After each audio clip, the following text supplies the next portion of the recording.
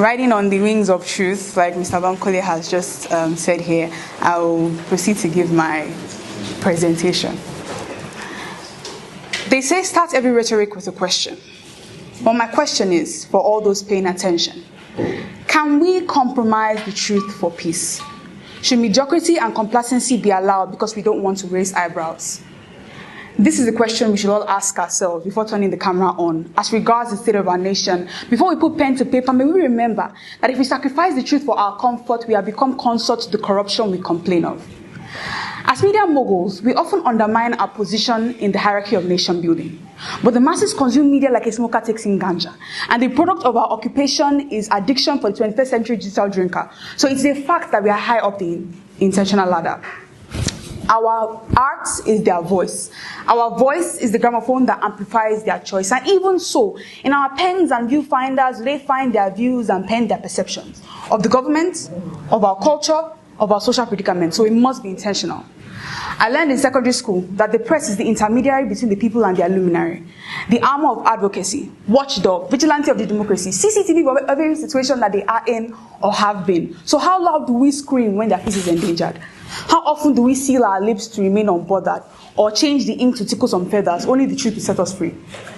Whether it be NSAS, civil war, or Occupy Nigeria, the media has always been a sustainer of hope for those who grope for light under a bushel. For if the radios and cameras were off, then so would our vocal cords. But what's off? If the papers told lies and the veil will be pulled over our eyes and we will sleep in the bliss of ignorance, only for our giant to bend its knees to the sweet siren of anarchy.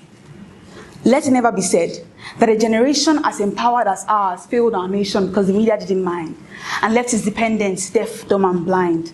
Assailants to the enlightenment of the mere man and accountability of the governance because we were too scared to stand up to authority, too timid to carry out our responsibility, so we let the plague spread, creating facades of peaceful living with our speaking and our writing and recording, while the locus of corruption eats deep, digs into this confluence because those of us with influence started to remain silent.